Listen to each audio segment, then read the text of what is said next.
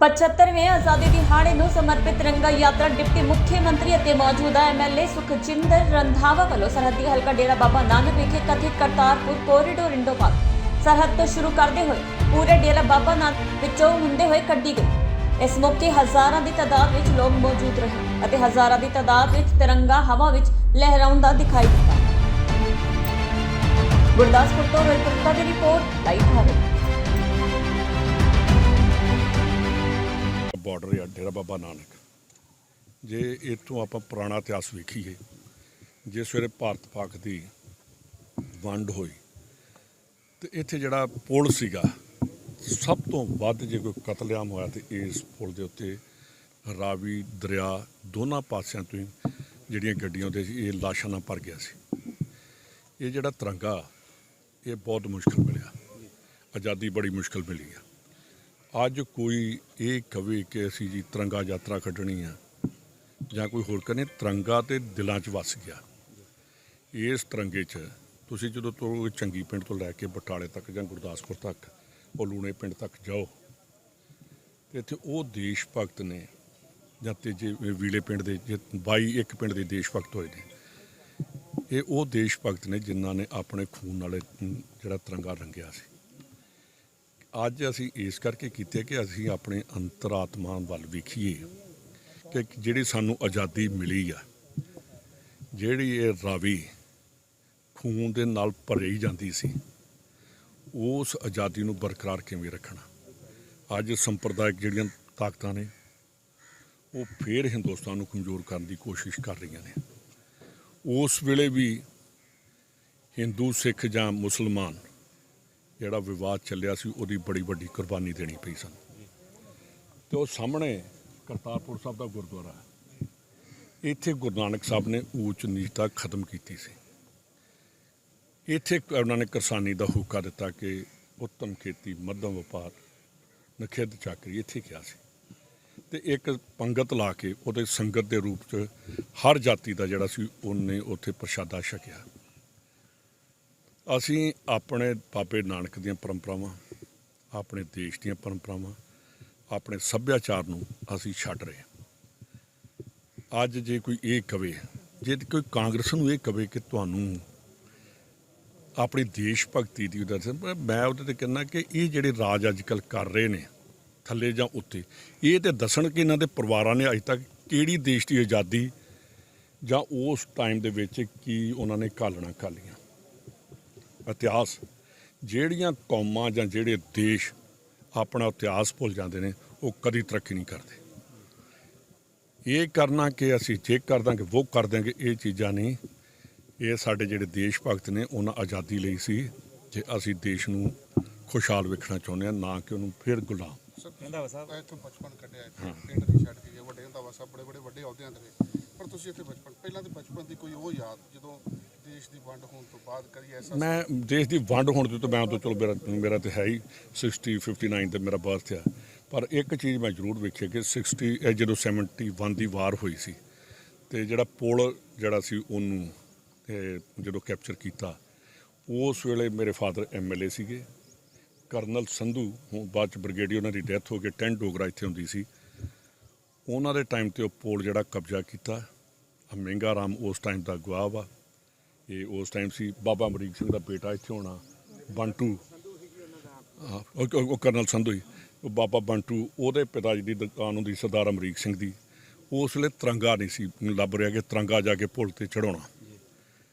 ਤੇ ਇਹ 4 ਔਰ 5 ਦੀ ਰਾਤ ਆ, ਮੈਨੂੰ ਅਜੇ ਤੱਕ ਯਾਦ ਆ। ਅਸੀਂ ਵੀ ਆਏ ਸੀ ਸਵੇਰੇ ਤੇ ਕਹਿੰਦੇ ਬੱਚੇ ਨਹੀਂ ਜਾਣ ਦੇਣੇ ਉੱਥੇ, ਕਿਉਂਕਿ ਜਿਸ ਵੇਲੇ ਤਿਰੰਗਾ ਚੜਾਉਣਾ ਉੱਥੇ, ਉਸ ਵੇਲੇ ਪਾਕਿਸਤਾਨ ਨੇ ਚੜਾਉਣ ਨਹੀਂ ਦੇਣਾ ਤੇ ਅਸੀਂ ਚੜਾਉਣਾ।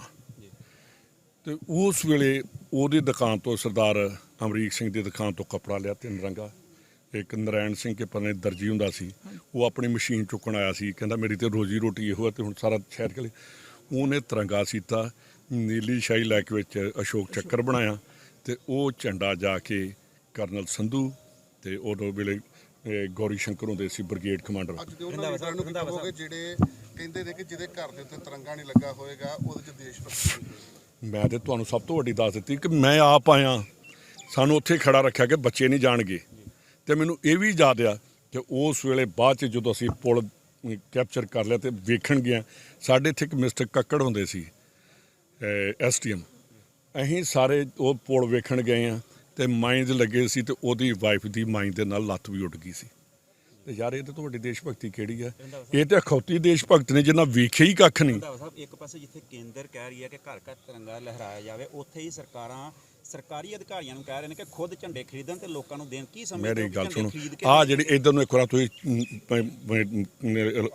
ਨਜ਼ਰ ਮਾਰੋ, ਇਹ ਤਿਰੰਗੇ ਆਪਣੇ ਲੈ ਕੇ ਆਏ ਨੇ। ਜੀ।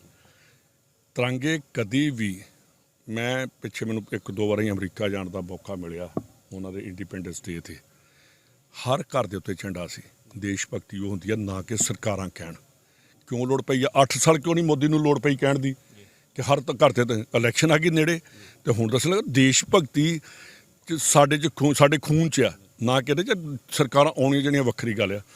ਪਰ ਜਿੱਥੇ ਆਪਾਂ ਖੜੇ ਆ, ਆ ਜਿੰਨੇ ਬੰਦੇ ਇੱਥੇ ਖੜੇ ਨੇ ਡੇਰਾ ਬਾਬਾ ਨਾਨਕ ਵਾਲੇ, ਇਹਨਾਂ ਨੂੰ ਪਤਾ 71 ਦੀ ਲੜਾਈ 'ਚ ਵੀ ਪਾਣ ਕੇ ਥਾਣੇ 'ਚ ਬੰਬ ਡਿੱਗਾ ਸੀ ਤੇ ਉਸੇ ਸਾਡੀ ਪੂਰੀ ਪੁਲਿਸ ਉੱਥੇ ਰਹੀ ਸੀ। ਉਹਨਾਂ ਦੇਸ਼ ਭਗਤਾਂ ਨੂੰ ਕਿੱਦਾਂ ਆਪਾਂ ਭੁੱਲ ਸਕਦੇ? ਇੱਕ ਗੋਲੀ ਨਹੀਂ ਕਿਸੇ ਨੂੰ ਲੱਗੀ। ਕਰਨਲ ਸੰਧੂ ਨੂੰ ਸੁਣੋ, ਕਰਨਲ ਸੰਧੂ ਦੀ ਲੱਤ 'ਚ ਗੋਲੀ ਲੱਗ ਗਈ। ਮੇਰੇ ਫਾਦਰ ਨੇ ਕਿਹਾ ਕਿ ਕਰਨਲ ਸਾਹਿਬ ਇਹ ਜਾ ਕੇ ਖੂਨ ਗੋਲੀ ਕਢਵਾਓ। ਕਹਿੰਦੇ ਰੰਧਾਵਾ ਸਾਹਿਬ, ਜਾਂ ਤੇ ਡੇਰਾ ਬਾਬਾ ਨਾਨਕ ਦੀ ਧਰਤੀ 'ਚ, ਬਾਬੇ ਨਾਨਕ ਦੀ ਧਰਤੀ 'ਚ ਇੰਨਾ ਜ਼ੋਰ ਆ, ਤੇ ਜਾਂ ਉਹਨਾਂ ਦਾ ਅਸਲਾ ਇੰਨਾ ਕਮਜ਼ੋਰ ਸੀ ਕਿ ਮੇਰੀ ਹੱਡੀ ਨੂੰ ਨਹੀਂ ਚੀਰ ਸਕੀ। ਤੇ ਇਹ ਜਜ਼ਬਾ ਹੁੰਦਾ। ਤੇ ਜੇ ਇਹ ਕਹਿੰਦੇ ਝੰਡਾ ਲਾ ਦਿਓ, ਜਾ ਕੇ ਕਰ ਦਿਓ, ਇਹਨਾਂ ਨੂੰ ਮੈਂ BJP ਵਾਲਿਆਂ ਨੂੰ ਪੁੱਛਣਾ ਚਾਹੁੰਦਾ, ਦੱਸੋ ਤਾਂ ਸਹੀ, ਕੋਈ ਪੂਰੀ ਪਾਰਲੀਮੈਂਟ 'ਚ ਬਾਂਹ ਖੜੀ ਕਰਕੇ ਦੱਸੋ ਕਿ ਕਿਹੜੇ ਤੁਹਾਡੇ ਪਰਿਵਾਰਾਂ ਨੇ ਜਾ ਕੇ ਆਜ਼ਾਦੀ ਦੇ ਵਿੱਚ ਕੁਰਬਾਨੀਆਂ ਦਿੱਤੀਆਂ ਜਾਂ ਆਜ਼ਾਦੀ ਦੀ ਲਹਿਰ 'ਚ ਹਿੱਸਾ ਪਾਇਆ। ਇਹ ਤਾਂ ਦੱਸਣਾ ਬਣਦਾ ਕਿ ਨਹੀਂ? ਤਾਂ ਹੀ ਹੋਏਗਾ ਜਜ਼ਬਾ, ਜੇ ਸਾਡੇ ਖੂਨ 'ਚ ਹੋਏਗੀ। ਜੇ ਸਾਡੇ ਕੋਈ ਘਰ ਦਾ ਕੋਈ ਰਿਸ਼ਤੇਦਾਰ ਜਾਂ ਕੋਈ ਗਿਆ ਕਿ ਯਾਰ ਕੌਣ ਭੁੱਲ ਸਕਦਾ ਝੰਗੀ ਵਾਲੇ ਨੂੰ, ਉਹਦਾ ਮੇਰਾ ਪੋਤਰਾ ਉਹਨਾਂ ਦਾ ਮੇਰੇ ਨਾਲ ਗਨਮੈਨ ਆ, ਕੌਣ ਭੁੱਲ ਸਕਦਾ ਵਾਸਦੇਵ ਸਿੰਘ ਨੂੰ, ਜਾਂ ਜਿਹਨੇ 22 ਸਾਲ ਜਾਂ ਸਾਰੀ ਜ਼ਿੰਦਗੀ ਜੇਲ੍ਹ 'ਚ ਕੱਟ ਲਈ ਹੋਏ? ਕੌਣ ਭੁੱਲ ਸਕਦਾ ਤੇਜਾ ਸਿੰਘ ਸੁਤੰਤਰ ਨੂੰ, ਲੂਣੇਵਾਲੇ ਨੂੰ? ਕੌਣ ਰਾਮ ਸਿੰਘ ਦੱਤ ਨੂੰ ਭੁੱਲ ਸਕਦਾ? ਕੌਣ ਇਹਨਾਂ ਵੱਡੇ ਵੱਡੇ ਲੀਡਰਾਂ ਨੂੰ, ਕੌਣ ਜਸਵੰਤ ਸਿੰਘ ਰਾਈ ਨੂੰ ਭੁੱਲ ਸਕਦਾ, ਜਿਹਨੇ ਕਵਿਤਾ ਬੋਲ ਬੋਲ ਕੇ ਦੁਨੀਆ ਇਕੱਠੀ ਕਰ ਦਿੱਤੀ, ਮਗਰ ਲਾਤੀ, ਸ਼ਦਾਈ ਕਰ ਦਿੱਤੀ, ਪਰਵਾਨੇ ਬਣਾ ਦਿੱਤੇ? ਕੌਣ ਤਾਇਰ ਸਾਹਿਬ ਨੂੰ ਭੁੱਲ ਸਕਦਾ? ਬਟਾਲੇ ਦੇ ਤੁਹਾਡੇ ਸੀਗੇ, ਉਹਨਾਂ ਨੂੰ ਕੌਣ ਭੁੱਲ ਸਕਦਾ ਜਿਨ੍ਹਾਂ ਕਵਿਤਾ ਬੋਲ ਕੇ ਤੇ ਰਾਤ ਲੁਕੇ ਦਿਨੇ ਲੁਕਣਾ ਤੇ ਰਾਤ ਨੂੰ ਲੋਕਾਂ ਦੇ ਘਰਾਂ 'ਚ ਉਰਦੂ 'ਚ ਲਿਖ ਕੇ ਤੇ ਲੋਕਾਂ ਦੇ ਘਰਾਂ 'ਚ ਕਵਿਤਾ ਪਹੁੰਚਾ? BJP ਨੂੰ ਉਹ ਜਜ਼ਬਾ ਪੈਦਾ ਕਰੇ। ਰੰਧਾਵਾ ਸਾਹਿਬ, ਜੇ ਗੱਲ ਕੀਤੀ ਜਾਵੇ ਤਾਂ ਅੱਜ SGPC ਵੱਲੋਂ ਜ਼ਿਲ੍ਹਾ ਹੈੱਡਕੁਆਟਰਾਂ ਤੇ ਮੰਗ ਪੱਤਰ ਦਿੱਤੇ ਜਾ ਰਹੇ ਆ, ਇਹ ਕਹਿ ਕੇ ਕਿ ਆਜ਼ਾਦੀ ਦੀ ਲੜਾਈ ਦੇ ਵਿੱਚ 80% ਜਿਹੜਾ ਸਿੱਖਾਂ ਦੀ ਕੌਮ ਦਾ ਹੱਥ ਸੀ, ਕੁਰਬਾਨੀਆਂ ਦਿੱਤੀਆਂ ਸੀ ਉਹਨਾਂ ਨੇ, ਤਾਂ ਅੱਜ ਉਹਨਾਂ ਕੁਰਬਾਨੀਆਂ ਨੂੰ ਯਾਦ ਕਰਕੇ ਬੰਦੀ ਸਿੰਘਾਂ ਨੂੰ ਰਿਹਾ ਕੀਤਾ ਜਾਵੇ ਆਜ਼ਾਦੀ ਵਾਲੇ ਦਿਨ। ਇਹ ਤੇ ਮੈਂ ਇਹਨੂੰ ਪੁੱਛਣਾ ਚਾਹੁੰਦਾ ਕਿ ਅੱਜ ਸੁਖਬੀਰ ਬਾਦਲ ਦੇ ਰਿਹਾ ਕੀ ਗੱਲ? ਇਹ 10 ਸਾਲ ਚੀਫ ਮਿਨਿਸਟਰ ਰਿਹਾ, ਇਹਨੇ ਤੇ ਇੱਕ ਬੰਦਾ ਨਹੀਂ ਛੱਡਿਆ। ਮੈਂ ਕਹਿੰਦਾ ਇੱਕ ਠੋਕ ਕੇ ਕਹਿੰਦਾ ਕਿ ਮੈਂ 7 ਬੰਦੀ ਸਿੰਘ ਛੱਡੇ ਨੇ ਪੰਜਾਬ ਦੇ ਵਿੱਚੋਂ। ਕੈਪਟਨ ਅਮਰਿੰਦਰ ਸਿੰਘ ਦਾ ਰਾਜ ਸੀ, ਮੈਂ ਲਿਖ ਕੇ ਭੇਜੇ, 7 ਛੱਡਿਆ। ਇਹ ਅਕਾਲੀ ਦਲ ਵੀ ਦੱਸੇ ਨਾ ਕਿਹੜਾ ਛੱਡਿਆ, ਮੈਂ ਲਿਖ ਕੇ ਭੇਜਿਆ ਦਵਿੰਦਰਪਾਲ ਸਿੰਘ ਭੁੱਲਰ ਦਾ, ਕੇਜਰੀਵਾਲ ਨੂੰ, ਕਿ ਇਹਨੂੰ ਜਿਹੜੀ ਰਿਹਾਈ ਕਰਨੀ ਚਾਹੀਦੀ, ਜਿਸ ਤਰ੍ਹਾਂ ਪੰਜਾਬ ਤੇ ਕੀਤੀ ਆ ਉਸੇ ਤਰ੍ਹਾਂ ਕਰਨੀ ਚਾਹੀਦੀ। ਕੇਜਰੀਵਾਲ ਦੀ ਕੋਈ ਚਿੱਠੀ ਹੈ, ਚਿੱਠੀ ਇਹਨੇ ਨਹੀਂ ਮੈਨੂੰ ਲਿਖੀ, ਨੇ ਤਾਂ ਜਵਾਬ ਹੀ ਨਹੀਂ ਦਿੱਤਾ। ਉੱਥੋਂ ਕਮੇਟੀ ਦੀ ਚਿੱਠੀ ਆ ਗਈ ਮੇਰੇ ਪ੍ਰਿੰਸੀਪਲ ਸੈਕਟਰੀ ਨੂੰ ਕਿ ਇਹਦਾ ਜਿਹੜਾ ਕੇਸ ਰਿਜੈਕਟ ਕੀਤਾ ਜਾਂਦਾ ਹੈ। ਉਹਦੇ ਬਾਅਦ KTS ਤੁਲਸੀ ਨੇ ਅਪੀਲ ਬਣਾਈ, ਉਹ ਭੇਜੀ, ਅੱਜ ਤੱਕ ਉੱਥੋਂ ਦਿੱਲੀ ਦੇ ਤੇ ਹਟ ਜੇ ਕੇਜਰੀਵਾਲ ਨੇ ਛੱਡਣਾ। ਬਾਕੀ ਕੈਪਟਨ ਅਮਰਿੰਦਰ ਸਿੰਘ ਵੱਲੋਂ ਗਵਰਨਮੈਂਟ ਆਫ ਇੰਡੀਆ ਨੂੰ ਸਾਰਿਆਂ 19 ਬੰਦਿਆਂ ਦੀਆਂ ਚਿੱਠੀਆਂ ਲਿਖਵਾਈਆਂ ਕਿ ਇਹਨਾਂ ਨੇ ਆਪਣੀ ਸਜ਼ਾ ਕੱਟ ਲਈ। ਤੇ ਉਸ ਵੇਲੇ ਕੌਣ ਸੀ ਉਸ ਗਵਰਨਮੈਂਟ ਦੇ ਵਿੱਚ? ਸੁਖਬੀਰ ਬਾਦਲ ਦੀ ਧਰਮ ਪਤਨੀ। ਕੀ ਸਮਝਦੇ ਫਿਰ ਸਿਆਸਤ ਹੋ ਰਹੀ ਹੈ ਇਹਨਾਂ ਦੀ? ਯਾਰ ਅਕਾਲੀ ਦਲ ਬਿਨਾਂ ਸਿਆਸਤ ਤੋਂ ਕਰਦਾ ਕੀ ਆ? ਤੁਸੀਂ ਮੈਨੂੰ ਇੱਕ ਗੱਲ ਦਾ ਜਵਾਬ ਦਿਓ। ਕੱਲ ਵਿਰਸਾ ਵਲਟੋਆ ਪ੍ਰੈਸ ਕਾਨਫਰੰਸ ਕਰ ਰਿਹਾ, ਯਾਰ ਉਹਦਾ ਕੋਈ ਲੈਵਲ ਹੈਗਾ? ਕਿੱਥੇ ਬੈਠਦਾ ਹੁੰਦਾ ਸੀ? ਉੱਥੇ ਵੱਡੇ ਵੱਡੇ ਲੀਡਰ ਬੈਠੇ ਹੁੰਦੇ ਸੀ, ਤੇ ਅੱਜ ਉਹ ਜਿਹੜੀ ਲਾਈਨ ਬੈਠੀ ਸੀ ਉਹ ਪ੍ਰੈਸ ਕਾਨਫਰੰਸ ਕਰਨ ਦੇ ਕਾਬਲ ਹੈਗੀ ਆ? ਸਿਆਸੀ ਬਦਲਾਖੋਰੀ ਦੇ ਇਲਜ਼ਾਮ ਲਗਾਏ ਗਏ। ਇੱਕ ਮਿੰਟ, ਉਹ ਕੋਈ ਹੈਗੀ ਆ ਕਿ ਜਿਹੜੀ ਚੀਜ਼ਾਂ ਨੇ? ਇਸ ਕਰਕੇ ਪ੍ਰਕਾਸ਼ ਸਿੰਘ ਬਾਦਲ ਨੂੰ, ਸੁਖਬੀਰ ਬਾਦਲ ਨੂੰ ਇਲੈਕਸ਼ਨ ਲੜਾਉਣੀ, ਸਰਦਾਰ ਪ੍ਰਕਾਸ਼ ਸਿੰਘ ਬਾਦਲ ਦਾ ਉਸੇ ਦਿਨ ਖਾਤਮਾ ਹੋ ਗਿਆ। ਸਾਹਿਬ, ਸਿਆਸੀ ਬਦਲਾਖੋਰੀ ਦੇ ਇਲਜ਼ਾਮ ਲਗਾਏ ਗਏ ਸੀ ਕਿ ਵਿਕਰਮ ਮਜੀਠੀਆ ਜਿਹੜਾ ਕਹਿੰਦੇ ਪਰਚਾ ਦਰਜ ਹੋਇਆ, ਸੱਚ ਦੀ ਜਿੱਤ ਹੋਈ ਆ। ਵਿਕਰਮ ਮਜੀਠੀਆ 5.5 ਮਹੀਨੇ ਬਾਅਦ ਬਾਹਰ ਆ ਗਏ ਜੀ। ਉਹ ਬਰੀ ਹੋ ਕੇ ਆ ਗਏ ਨੇ, ਤੁਸੀਂ ਜਵਾਬ ਦੇ ਦਿਓ। ਨਹੀਂ, ਜ਼ਮਾਨਤ ਮਿਲੀ ਨਹੀਂ, ਤੁਸੀਂ ਮੈਨੂੰ ਸਵਾਲ ਕੀਤਾ ਕਿ ਬਾਹਰ ਆ ਗਏ ਨੇ, ਜ਼ਮਾਨਤ ਮਿਲ ਗਈ ਉਹਨਾਂ ਨੂੰ। ਤੇ ਜ਼ਮਾਨਤ ਜਿਹੜੀ ਆ ਉਹ ਤੇ ਜਿਹੜੇ ਕਾਤਲ ਹੁੰਦੇ ਆ ਉਹਨਾਂ ਨੂੰ ਵੀ 3 ਸਾਲ ਬਾਅਦ ਮਿਲ ਜਾਂਦੀ ਆ, ਤੇ ਫਿਰ ਜਾ ਕੇ ਉਹਨਾਂ ਨੂੰ ਸਜ਼ਾ ਹੁੰਦੀ ਆ। ਜ਼ਮਾਨਤ ਜਿਹੜੀ ਆ ਉਹ ਮਾਫੀ ਨਹੀਂ। ਤੇ ਦੂਸਰੀ ਚੀਜ਼ ਮੈਂ ਕਹਿ ਦੇਣ ਕਿ ਸਿਆਸੀ ਬਦਲਾਖੋਰੀ ਨਹੀਂ ਸੀ। ਬਿਕਰਮਜੀਤ ਸਿੰਘ ਮਜੀਠੀਆ ਥੱਲੜੀ ਅਦਾਲਤ ਤੋਂ ਚੱਲਿਆ ਕਿ ਮੇਰੀ ਜ਼ਮਾਨਤ ਦਿੱਤੀ ਜਾਏ, ਮੈਨੂੰ ਅਗਾਊਂ ਜ਼ਮਾਨਤ ਦਿੱਤੀ ਜਾਵੇ। ਉਹਦੇ ਬਾਅਦ ਉਹਨੇ ਕੁਐਸ਼ਨ ਪਾਈ ਹਾਈ ਕੋਰਟ ਦੇ ਵਿੱਚ ਕਿ ਇਹ ਪਰਚਾ ਗਲਤ ਹੈ, ਇਹਨੂੰ ਕੈਂਸਲ ਕੀਤਾ ਜਾਵੇ। ਤੁਹਾਨੂੰ ਸਾਰਿਆਂ ਨੂੰ ਪਤਾ। ਉਹਦੇ ਬਾਅਦ ਸੁਪਰੀਮ ਕੋਰਟ 'ਚ ਗਿਆ, ਤੇ ਜੇ ਸਿਆਸੀ ਬਦਲਾਖੋਰੀ ਹੁੰਦੀ ਤੇ ਸੁਪਰੀਮ ਕੋਰਟ ਨੇ ਇਹਨੂੰ ਐਂਟੀਸਪੇਟਰੀ ਵੀ ਦੇਣੀ ਸੀ, ਤੇ ਉਹ ਵੀ ਕਰਨ ਉਹਨੇ ਆਖਿਆ ਜਾ ਕੇ ਅਦਾਲਤ 'ਚ ਪੇਸ਼ ਹੋ, ਆਪਣੇ ਆਪ ਨੂੰ ਪੇਸ਼ ਕਰ, ਨਾ ਕਿ ਇੱਕ ਸਿਆਸੀ ਬਦਲਾਖੋਰੀ ਹੈ ਜੋ ਕੇਸ ਸੀ। ਉਹਦੇ 'ਚ ਇਹ ਜ਼ਰੂਰ ਮੈਂ ਕਹਿ ਸਕਦਾ ਕਿ ਜਿਹੜੀ ਪ੍ਰੈਜ਼ੈਂਟ ਗਵਰਨਮੈਂਟ ਆ, ਇਹਨੇ ਕੇਸ ਪੂਰੇ ਤਰੀਕੇ ਨਾਲ ਲੜਿਆ ਨਹੀਂ। ਇਹਨੇ SIT ਚੇਂਜ ਕੀਤੀ, ਉਸ SIT ਨੇ ਆਪਣਾ ਜਵਾਬ ਵੀ ਹਾਈ ਕੋਰਟ 'ਚ ਨਹੀਂ ਦੇ ਸਕੀ। ਇਹਦੇ ਪਿੱਛੇ ਕੀ ਲੁਕਵਾਂ ਇਹਨਾਂ ਦਾ ਏਜੰਡਾ 75-25 ਦੀ ਜਿਹੜੀ ਖੇਡ ਸੀ, ਉਹ ਹੁਣ ਅਸਲੀ ਉਹ ਨੰਗੀ ਹੋਈ ਆ। ਜਿਹੜੀ ਕੇਜਰੀਵਾਲ ਨੇ ਮਾਫੀ ਮੰਗੀ ਸੀ, ਉਸ ਮਾਫੀ ਦਾ ਮੁਆਵਜ਼ਾ ਜਿਹੜਾ ਉਹਨੇ ਬਿਕਰਮ ਮਜੀਠੀਆ ਨੂੰ ਬੇਲ ਕਰਵਾ ਕੇ ਦਿੱਤਾ। ਇਹਦੇ ਬਾਰੇ ਸਾਨੂੰ ਸਵਾਲ ਪੁੱਛਣ ਦੀ ਬਜਾਏ ਤੁਹਾਨੂੰ ਮੈਂ ਪ੍ਰੈਸ ਵਾਲਿਆਂ ਨੂੰ ਕਹਿਣਾ ਕਿ 800 ਕਰੋੜ ਵੱਲ ਨਾ ਵੇਖੋ, ਜਿਹੜਾ ਇਹਨਾਂ ਨੇ ਮੀਡੀਆ ਲਈ ਰੱਖ ਦਿੱਤਾ, ਐਡਵਰਟਾਈਜ਼ਮੈਂਟ ਲਈ ਰੱਖਦਾ। ਇਹ ਵੇਖੋ ਕਿ ਆਹ ਝੰਡਾ ਕਿਵੇਂ ਬਰਕਰਾਰ ਰੱਖਣਾ। ਉਹ ਪਾਕਿਸਤਾਨ ਵੱਲ ਵੇਖੋ, ਉਧਰ ਨੂੰ ਵੇਖੋ ਕਿ ਜਿੱਥੋਂ ਚਿੱਟਾ ਆਉਂਦਾ ਉਹਦੇ ਵੱਲ ਨੂੰ ਵੇਖੀਏ। ਮੈਨੂੰ ਪੁੱਛਣ ਦੀ ਬਜਾਏ ਐਡਵੋਕੇਟ ਜਨਰਲ ਨੂੰ ਪੁੱਛੋ ਕਿ ਕਿਉਂ ਨਹੀਂ ਜਾ ਕੇ ਕੇਸ ਲੜਿਆ। ਹੋਮ ਮਿਨਿਸਟਰ ਭਗਵੰਤ ਮਾਨ ਉਹਨੂੰ ਪੁੱਛੋ ਤੇਰੇ ਡਿਪਾਰਟਮੈਂਟ 'ਚ ਕਿਉਂ ਨਹੀਂ ਕੇਸ ਲੜਿਆ ਗਿਆ, ਕਿੱਦਾਂ ਇਹ ਬਾਹਰ ਆਇਆ। ਸਾਨੂੰ ਸਵਾਲ ਨਹੀਂ, ਮੈਨੂੰ ਉਸ ਦਿਨ ਪੁੱਛਣਾ ਸੀ ਜਿਸ ਦਿਨ ਮੈਂ ਹੋਮ ਮਿਨਿਸਟਰ ਸੀ। ਉਦੋਂ ਮੈਂ ਤੁਹਾਡੀ ਇੱਕ ਇੱਕ ਗੱਲ ਦਾ ਜਵਾਬ ਦਿੰਦਾ। ਦੂਸਰੀ ਚੀਜ਼ ਇਹ ਮੈਂ ਕਹਿਣਾ ਚਾਹੁੰਦਾ ਕਿ ਜਿਸ ਦਿਨ 24 ਮਾਰਚ ਨੂੰ ਉਹਨੇ ਸਰੈਂਡਰ ਕੀਤਾ, ਉਸ ਦਿਨ ਕੋਡ ਆਫ ਕੰਡਕਟ ਸੀਗਾ, ਉਹਨਾਂ ਨੇ ਉਹਦਾ ਲੈਣਾ ਸੀ। ਤੇ ਬਾਅਦ 'ਚ ਇਹਨਾਂ ਦੀ ਸਰਕਾਰ 4 ਮਹੀਨੇ ਇਹਨਾਂ ਦੀ ਸਰਕਾਰ ਬਣੀ ਹੋਣੀ, ਕਿਉਂ ਨਹੀਂ ਬਿਕਰਮ ਮਜੀਠੀਆ ਦਾ ਇਹਨਾਂ ਕਸਟੋਡੀਅਲ ਰਿਮਾਂਡ ਰਿਹਾ, ਕਿਉਂ ਨਹੀਂ ਜੇਲ੍ਹ ਤੋਂ ਸੱਦ ਕੇ ਇਹਦੇ ਕੋਲ ਪੁੱਛਗਿੱਛ ਕੀਤੀ ਗਈ।